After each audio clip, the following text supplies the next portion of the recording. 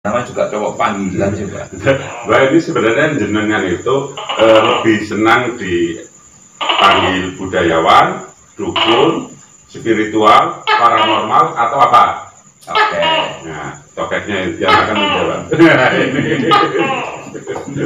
Kalau dari kacamata umum, saya mau dipanggil apa aja terserah. Terserah ya. Ya, karena dukun itu bukan paranormal. Beda ya, beda. Dukun bukan paranormal. Ya. Dukun itu adalah profesi seseorang Iya. di bidang tertentu. Iya, iya. Profesi seseorang di bidang tertentu. Misalkan dukun pijat, dukun bayi, dan dukun-dukun membaca mantra, dan macam-macam. Kalau paranormal, itu diambil dari bahasa Yunani. Oh, paranormal. Paranormal itu diambil dari bahasa Yunani yang berarti parah, dari kependekan dari parah. Parah itu adalah peristiwa atau kejadian yang tidak masuk akal, tapi dianggap normal. Oh, jadi sesuatu yang tidak masuk akal, tapi dianggap normal ya. Itulah paranormal.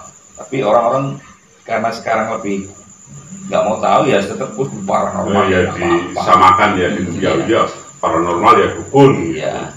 Dan saya biasanya disebut dukun cabul. Iya. Cabul. Bisa gitu Mbak? Iya, artinya dukun cabul di sini kan jelas saya.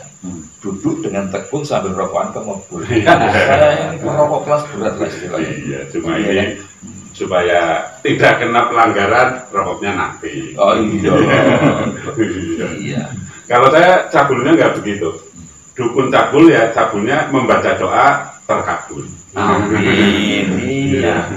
Nah ini kadang-kadang orang itu seringkali kalau nggak suka sama kita ya, iya. apapun yang kita katakan itu digoreng, jadi salah supaya orang itu melihat kita menjadi kebencian. Iya. Tapi justru di balik kebencian itu timbul rezeki bagi kita.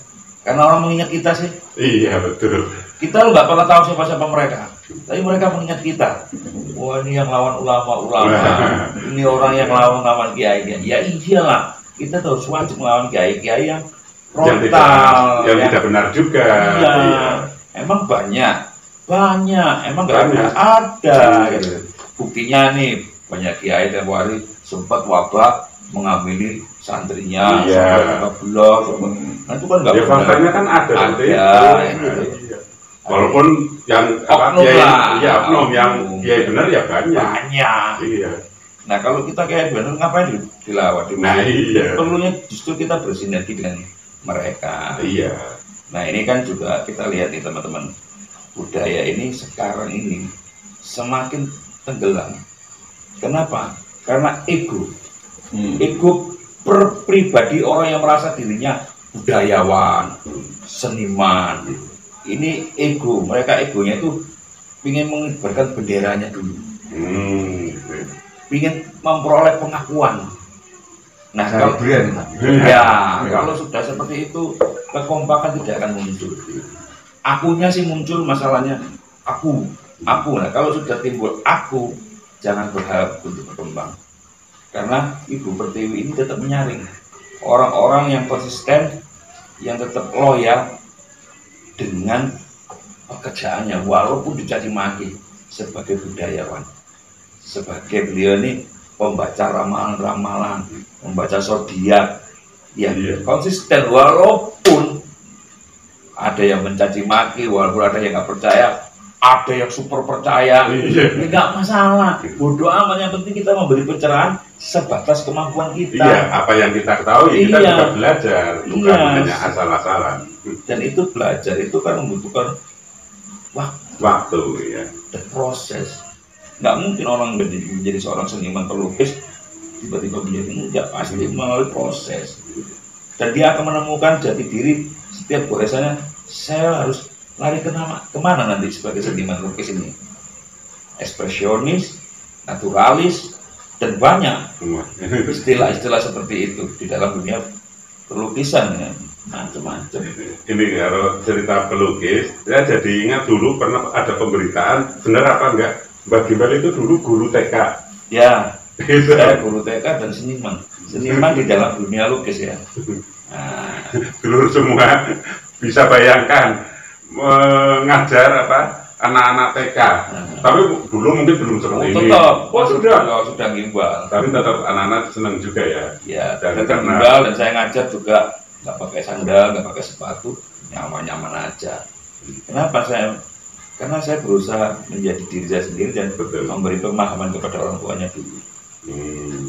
Kalian mau belajar lihat tampang saya atau hasil dari pelajaran yang saya berikan? Nah, itu aja. Yang pasti bagaimana sih kita ini berusaha mencapai hati orang tua dan anaknya. Kalau orang tua tampang sangar tapi hati Hello Kitty. Tampang sangar tapi hati Hello Kitty. Dan kita nggak usah peduli dengan ocehan orang. Nah, kembali kepada topik yang sekarang ini, ayolah kita bantu TNI dan Polri. Nah, ini yang lagi. Kita perlu bantu mereka. Dalam hal apa? Karena saat ini TNI dan Polri juga dibenturkan kepada masyarakat karena kejadian-kejadian oknum. Betul. Ya, kejadian oknum yang akhirnya digoreng untuk orang-orang yang punya kepentingan. Nah, ini kalau pelaku budaya tidak waspada, ikut arus, bahaya. Padahal harapan Ibu Pertiwi ini hanya kepada pelaku spiritual. Nah, pelaku spiritual itu siapa? Ya kita. Spirit itu artinya motivasi. Orang-orang yang memberi motivasi, memberi jalan keluar. Bisa dari sahabat-sahabat guru, dari tokoh-tokoh agama, dan tokoh-tokoh penggiat budaya yang lain. Ketika menyuarakan kebenaran dan memberi motivasi yang positif, itulah disebut spiritual. Ayo kita dengarkan mereka. Ayo kita berkolaborasi dengan mereka. Karena TNI dan Polri ini adalah pilar negara. Kalau pilarnya tidak kokoh, mau berlindung kemana rakyat ini gitu? Malah Polri sendiri sedang digoncang oleh situasi makanya kan kasus si Sambo itu. Enggak, kita bilang itu oknum lah. Kita nggak bisa membuat lembaga itu gara-gara oknum semua harus dicap jelek. Nggak bisa, karena kita lihat banyak tokoh-tokoh agama yang haruskah dicap jelek ketika menodai para santri-santrinya. Enggak kan? Oknum lagi. Nah, sama. Nah, tapi kita lupakan tentang oknum. Kita kembali ke topik awal bahwa budaya ini harus diselamatkan. Jangan hanya budaya mengumumkan budaya, tapi gerakan kita ini dengan teman sendiri sikut-sikutan. Ini yang bahaya. Budaya itu sudahlah jangan dipakai. Ayo kita yang merasa mempunyai kesempatan bergerak sendiri. Nggak usah disuruh. Nah, kayak saya ini, siapa yang menyuruh? Nggak ada keliling kemana-mana dalam berteriak sendiri, berorasi sendiri, pakai biaya yang sehingga. Tapi semua itu ada aja rezekinya. Bisa diatur. Ada aja, walaupun saya tidak bekerja, tetap ada aja alam itu memberi kemudahan untuk saya keliling sebagai penggiat budaya. Nah, kembali, bagaimana ini mau disebut apa sih? Terserah mau disebut apa, yang penting kalian nyaman untuk menyebutkan saya. Oh, Mbak Gimbal bajingan, nggak apa-apa. Oh, Mbak Gimbal ini abis diora popong.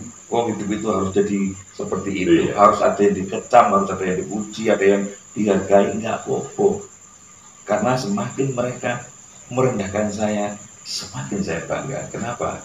Bahwa saya sudah memperoleh kemenangan atas dirinya. Mengalahkan egonya sih. Nah, padahal musuh kita ini yang paling terberat adalah mengalahkan harga diri kita, mengalahkan ego kita, mengalahkan hawa nafsu kita. Nah, itulah yang paling berat. Wah, kalau hanya untuk fight, enggak. Zaman sekarang itu bukan untuk fight, untuk bertarung, tapi bagaimana kita menjadi panutan, menjadi background, dan konsisten.